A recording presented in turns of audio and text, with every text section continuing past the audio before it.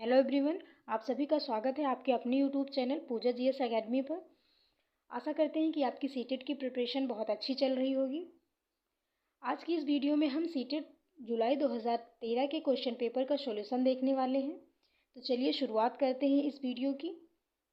आज का first question है, डैश के अतिरिक्त बुद्धि के निम्नलिखित पक्ष को स्टैनबर्ग के त्रितंत्र सिद्धांत में संबोधित किया गया है। यानी कौन सा पक्ष है जिसके अतिरिक्त अन्य तीन को इसमें शामिल किया गया है। तो पहला ऑप्शन है अवयवभूत या कंपोनेंशियल, दूसरा है सामाजिक या फिर सोशल, तीसरा है आनुभाविक या फिर एक्सपीरियंशियल और चौथा है संदर्भगत या कॉन्टेक्चुअल। तो इस बुद्धि की परिभाषा स्टैनबर्ग ने ये कहा था कि तर्क करते हुए व्यक्ति के मन में क्या चल रहा है और वो उन सूचना को किस ढंग से अभिव्यक्त कर रहा है, यही बुद्धि है। और बुद्धि के त्रितंत्र सिद्धांत में स्टैनबर्ग ने तीन पक्षों को शामिल किया था, जिसमें से पहला था अवयवभूत या कंपोनेंशियल, दूसरा था आनुभविक या एक्सपीरियंशियल और तीसरा था संदर्भगत या कॉन्टेक्चुअल। तो जब सामाजिक की बात करें यानी सोशल की बात करें तो ये त्रितंत्र सिद्धांत में शामिल नहीं किया गया था, तो इसलिए इसका आंसर ऑप्शन 2 हो जाएगा, सामाजिक। नेक्स्ट क्वेश्चन है, हार्वर्ड गार्डनर का बुद्धि का सिद्धांत डैश पर बल देता है, यानी किस चीज़ पर बल देता है।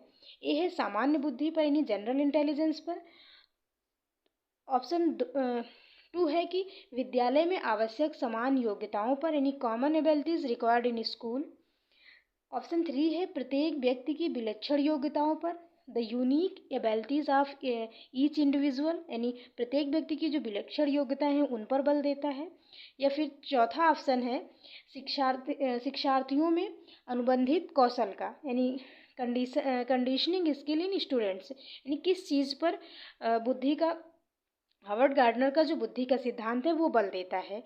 तो इसकी बात करें तो ये प्रत्येक व्यक्ति की विलक्षण योग्यताओं पर बल देता है, यानी प्रत्येक व्यक्ति में कौन सी विशेष योग्यताएं पाई जा रही, यूनिक एबिलिटीज़ पाई जा रही हैं, उन पर बल देता है हार्वर्ड गार्डनर का बुद्धि का सिद्धांत।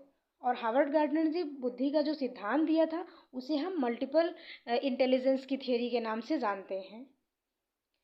नेक्स्ट क्वेश्चन है, था, फा और चा ध्वनियाँ क्या हैं। ए है ऑप्शन 1 है रूपिम, ऑप्शन 2 है लेखिम, ऑप्शन 3 है शब्दिम और ऑप्शन 4 है स्वनिम। यानी इसे किस नाम से जाना जाता है, तो इन ध्वनियों को हम स्वनिम के नाम से जानेंगे, ऑप्शन 4 राइट हो जाएगा।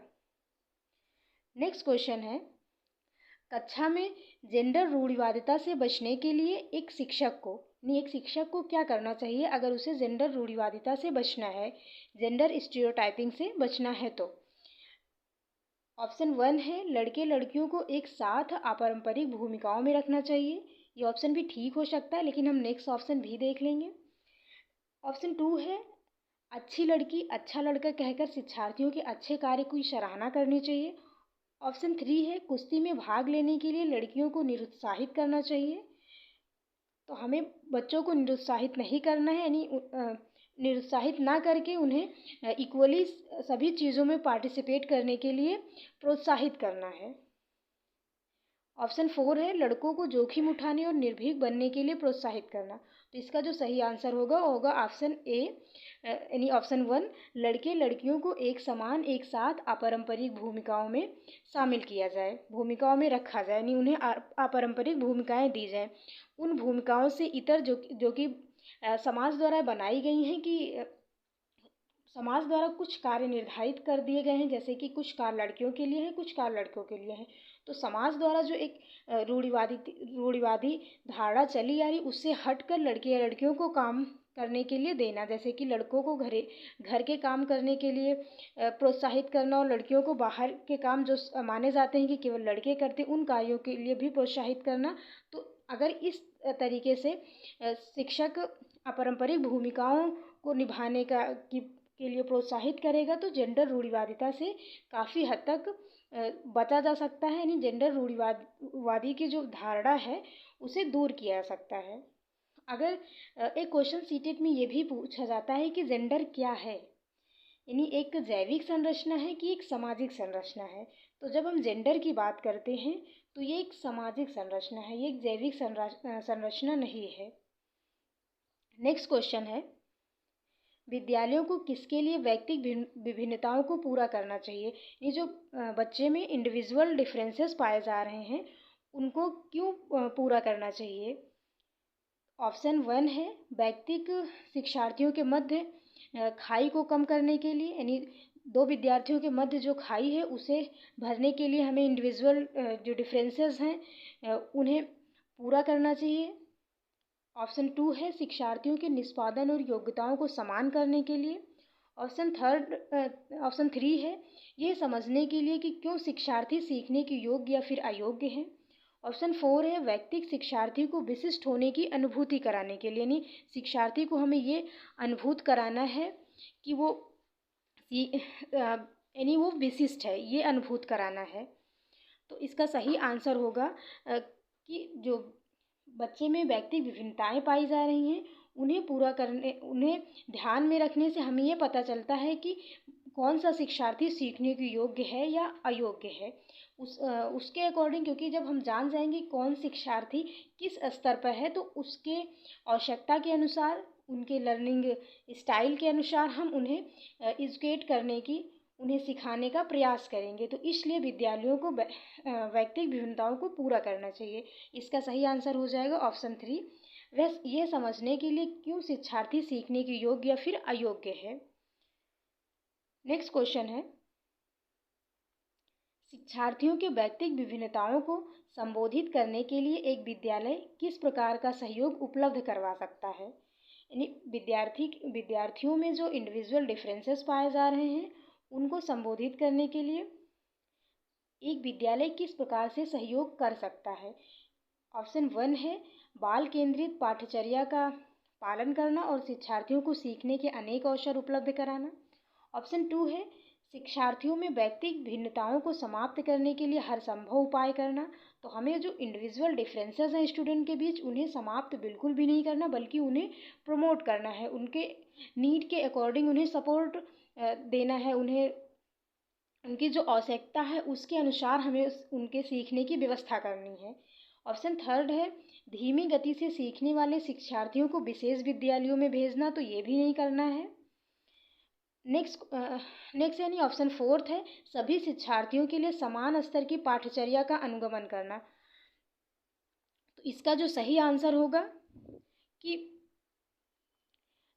बाल केंद्रित पाठ्यचर्या का, यानी अगर हम एक विद्यालय शिक्षार्थियों के व्यक्तिगत भिन्नताओं को संबोधित करना चाहता है तो उसे बाल केंद्रित पाठ्यचर्या का पालन करना चाहिए और शिक्षार्थियों को सीखने के अनेक अवसर उपलब्ध कराने चाहिए, क्योंकि न तो हमें व्यक्तिगत भिन्नता को समाप्त करना है, न ही बच्चे को विशेष विद्यालय में भेजना है, और न ही सभी बच्चों के लिए हम समान स्तर का पाठ्यचर्या का अनुगमन करेंगे, क्योंकि प्रत्येक बच्चा विशिष्ट होता है और उनमें व्यक्तिगत भिन्नताएं पाई जाती हैं। तो इसलिए एक ही विधि से सभी बच्चे नहीं सीख सकते हैं। तो इस प्रकार इसका सही आंसर हो जाएगा ऑप्शन 1। नेक्स्ट क्वेश्चन है सतत और व्यापक मूल्यांकन डैश पर बल देता है, यानी किस चीज़ पर बल देता है सतत और व्यापक मूल्यांकन? ये है सीखने को सुनिश्चित करने के लिए व्यापक स्केल पर निरंतर परीक्षण। ऑप्शन 2 है सीखने को किस प्रकार अवलोकित, रिकॉर्ड और सुधारा जाए, इस पर बल देता है। ऑप्शन 3 है शिक्षण के साथ परीक्षाओं का सामंजस्य, और ऑप्शन 4 है बोर्ड परीक्षाओं की अनावश्यकता, यानी बोर्ड परीक्षा आवश्यक नहीं है, इस बात पर बल देता है। तो जो सतत और व्यापक मूल्यांकन है वो सीखने को किस प्रकार अवलोकित किया जा रहा है, यानी सीखने को अवलोकित करने पर, उसे रिकॉर्ड करने पर और उसमें सुधार कैसे लाया जाए, उसे इम्प्रूव कैसे किया जाए, इस पर बल देता है जो है सतत और व्यापक मूल्यांकन, जिसे हम कॉन्टिन्यूअस एंड कम्प्रिहेंसिव इवेल्युएशन कहते हैं। कभी कभी सीटेट एग्ज़ाम में आपसे फुल फॉर्म भी पूछा जाता है कि CCE का फुल फॉर्म क्या है, तो आप याद रखेंगे कि CCE का फुल फॉर्म है continuous and comprehensive evaluation. Next question है विद्यालय आधारित आकलन, स्कूल बेस्ड असेसमेंट। ये अक्सर एग्ज़ाम में पूछा जाता है कि स्कूल बेस्ड असेसमेंट क्या है या फिर ये किस प्रकार से उपयोगी है। तो इसे आप ध्यान रखेंगे कि स्कूल बेस्ड असेसमेंट क्या है या किस लिए ये बनाया गया है, यानी ये व्यवस्था किस लिए की गई है, इससे लाभ क्या है। तो ऑप्शन ए है शिक्षा बोर्ड की जवाबदेही कम कर देता है। ऑप्शन 2 है सार्वभौमिक राष्ट्रीय मानकों की प्राप्ति में बाधा उत्पन्न करता है, यानी जो यूनिवर्सल नेशनल स्टैंडर्ड्स बनाए गए हैं अचीवमेंट के, उनमें उनको प्राप्त करने में ये बाधा उत्पन्न करता है। ऑप्शन 3 है परिचित वातावरण में अधिक सीखने में सभी शिक्षार्थियों की मदद करता है। ऑप्शन 4 है शिक्षार्थियों और शिक्षकों को अगंभीर और लापरवाह बनाता है, क्योंकि स्कूल में ही मूल्यांकन हो रहा है तो ये शिक्षक या विद्यार्थियों को अगंभीर या लापरवाह बना देगा, तो ऐसा भी नहीं है। इसका जो मुख्य उद्देश्य यानी इससे जो मुख्य फ़ायदा है वो ये है कि परिचित वातावरण में अधिक सीखने में शिक्षार्थियों को मदद करता है, क्योंकि जब शिक्षार्थियों का मूल्यांकन उनके विद्यालय में ही किया जा रहा है तो वो उस विद्यालय के इन्वायरमेंट से, वहाँ के शिक्षकों से वो परिचित होते हैं, तो जो मूल्यांकन होता है उनका और ही अधिक वास्तविक रूप में हो पाता है, क्योंकि उनके अंदर किसी प्रकार का कोई संकोच नहीं रहता है और शिक्षक भी अपने विद्यार्थियों की योग्यताओं से, उनकी कमियों से परिचित होते हैं। तो इसलिए परिचित वातावरण में अधिक सीखने में शिक्षार्थियों की मदद करता है स्कूल बेस्ड असेसमेंट या विद्यालय आधारित आकलन। नेक्स्ट क्वेश्चन है सीखने की तत्परता डैश की ओर संकेत करती है, यानी सीखने की जो तत्परता है वो किस ओर संकेत करती है। ऑप्शन 1 है शिक्षार्थियों का समान योग्यता स्तर, यानी ये शिक्षार्थियों के समान योग्यता स्तर को बताती है। या फिर सीखने के सातत्य और शिक्षार्थियों का वर्तमान संज्ञानात्मक स्तर, यानी सीखने का जो प्रेजेंट कॉग्निटिव लेवल है स्टूडेंट का, उसे इंडिकेट करता है ये। या फिर सीखने के कार्य की प्रगति को संतुष्ट करने का। या 4th है थार्नडाइक का तात्परता का नियम, यानी सीखने की तत्परता किस चीज़ को संकेत करती है, रेडीनेस फॉर लर्निंग, ये किस चीज़ को रिफ़र करती है, यानी इससे क्या तात्पर्य है। तो इसका सही आंसर हो जाएगा present cognitive level of student in the learning continuum, यानी सीखने के सातत्य में शिक्षार्थियों का वर्तमान संज्ञानात्मक स्तर।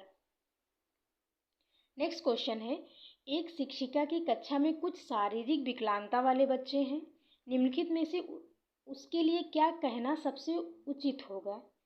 यानी एक शिक्षिका है जिसकी कक्षा में कुछ विकलांग बच्चे हैं जो फिजिकली चैलेंज्ड चिल्ड्रेन हैं वो हैं, तो उनको संबोधित करने के लिए शिक्षिका क्या कह सकती है, यानी शिक्षिका के द्वारा क्या कहना उचित होगा।